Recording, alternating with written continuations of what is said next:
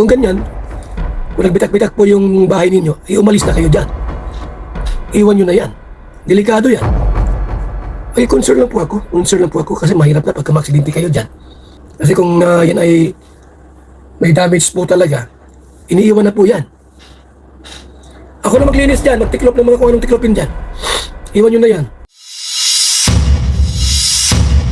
Wow, grabe! Concern ni Kuya Bal sa pamilya ni Viancy sa bahay na bitak-bitak sa hihinga po ng nagdaang lindol. Batalero family, pinalilikas na ni Kuya Bal. So sa video ito mga kalingap, sabay-sabay po nating aalamin yung concern ni Kuya Bal sa nayanig na bahay nila Viancy na naging dahilan upang magkaroon nga po ng bitak-bitak ang mga pader ng bahay nila Viancy. Pero bago po tayo magpatuloy guys mga kalingap, muli wag nyo pong kalimutang mag-subscribe, pa-like, share and comment na rin po dito sa ating munting channel. And mega love shoutout po sa atin pong mga viewers and subscribers sa buong team Kalingap, Kuya Bal Santos Matubang and Kalingap Rob. At syempre sa lahat po ng mga Kalingap reactor. Ayan, pag-usapan na po natin, trending na usapin, usapang bitak-bitak. Iyan po yung ating napaka-trending na usapin na talagang umabot na nga po sa karma. Na di umano nga po kung kaya nilindol yung bahay nila Viancy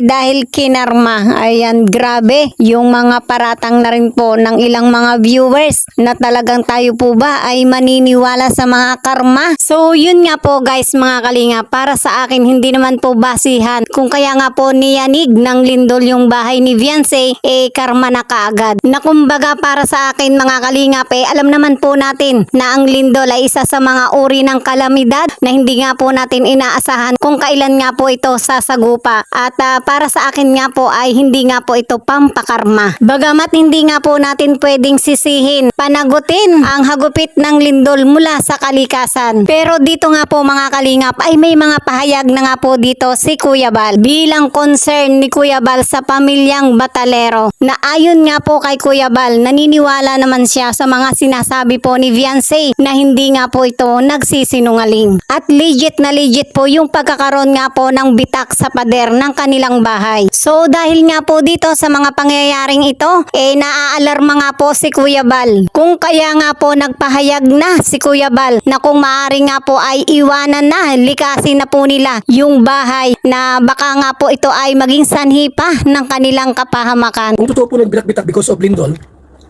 abay, iwan nyo na yan. Delikado yan. Baka kung ano pa mangyari sa inyo. Kung yung poste, bubong, dingding po ay nagkabitak-bitak, umalis na kayo dyan, delikado yan. Kung pahamak pa kayo. Kasi walang pinipili ang lindol. Gaano katibay yung instructor. Manila nga pag may lindol yung mga building tumatagilid. Yung mga multi-billion na mga building pag naglindol, tumatagilid. Lindol yan That's natural calamity. Wala sa ilalim yung pagkalog. Kung ganyan, kung nagbitak-bitak po yung bahay ninyo, umalis na kayo dyan. Iwan nyo na yan. Delikado yan. Ay, concern lang po ako. Concern lang po ako kasi mahirap na pagka maksidente kayo dyan. Yung sinabi ni Dr. Love na yung itaas, nagkabitak-bitak, abay, umalis na kayo dyan. Delikado, baka matuluyan yung bumagsak. Umalis na kayo.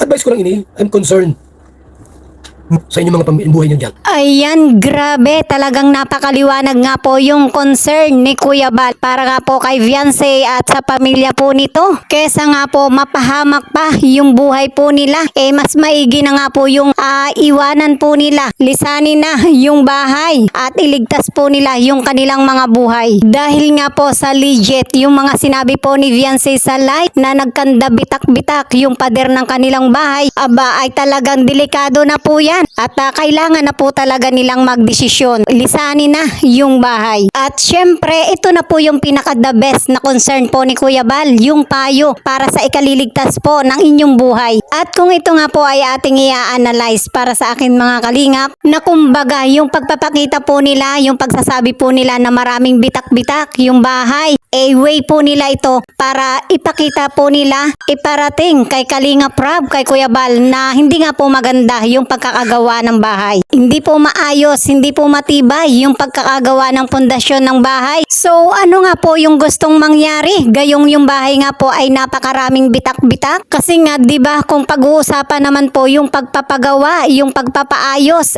alam naman po natin na hindi na nga po kalingap beneficiary si Viancy, napakalabo na po talaga itong mangyari, 'di ba? Sa kabila ng mga maling hakbang ni Viancy sa Kalingap, magagawa pa ba ito ng Kalingap? Magagawa pa ba ito ni Kuya Bal, ni Kalingap Rob? Kayo po guys, mga Kalingap, kayo po yung sumagot. Ano po sa palagay nyo? I-comment nyo lang po yan dito sa ating comment section. At sa kabilang banda mga Kalingap, kung Kalingap pa po itong si Viancy, beneficiary pa ni Kalingap Rob, wala po sanang magiging problema. Sigurado na po tayo at kilala naman po natin si Kuya Bal, si Kalingap Rob. Talagang pagka may ganito pong problema, gagawa at gagawa po ng paraan para maayos po ito, di ba? Pero bakit po hindi po nila ito ipaayos? Sila po mismo yung magpagawa, di ba? Or mas mabuti choice na lang po nila yung concern ni Kuya Bal na iwan na lang po nila yung bahay. Kasi kung yan ay may damage po talaga, iniiwan na po yan. Ako na maglinis dyan, magtiklop na mga kung anong tiklopin dyan. Iwan nyo na yan. Kasi baka mapahamak pa kayo. Delikado. Marami na po naging bitak. Si Viancy po, hindi man yan na-prank. Hindi na-prank yan si Tikyo. Tulpo Queen. Kung anong sinabi niya, totoo man yan. Hindi man prankista yan, hindi na-prank. Maraming bitak. Di umalis na kayo dyan, delikado yan. Balik na kayo doon sa dagat. Doon sa natin yung bahay, iwan nyo na yan. Ako nang bahala dyan magligpit ng mga bitak-bitak. Hindi na pwedeng tirahan yan, bagay ng ganyan na. Guys, maraming bitak-bitak guys.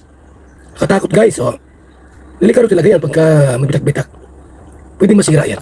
Anytime, mag-collapse. Okay, delikado ulit ang politika sa amin. So, malinaw po, no? Mula kay Tikyo Tulpo Queen, yung message. Mula kay Viancy po, yung salita.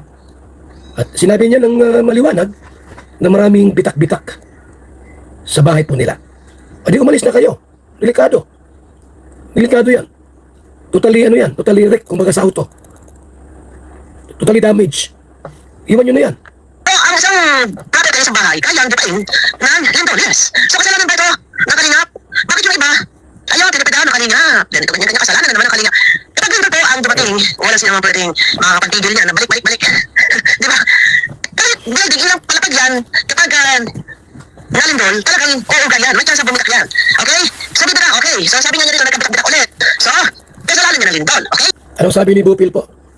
Anong kasalanan ng lindol? Kasalanan? Karma siguro yan. Tinarma na. Tinarma na siguro kasi yung nagpagawa po ng bahay, pinatulpo. Yung presidente po ng foundation ay pinatulpo. Baka yung karma dumating na. Sa dami ng bahay, ang daming bahay doon Tanging sila lang tinamaan ng gano'ng kalakas.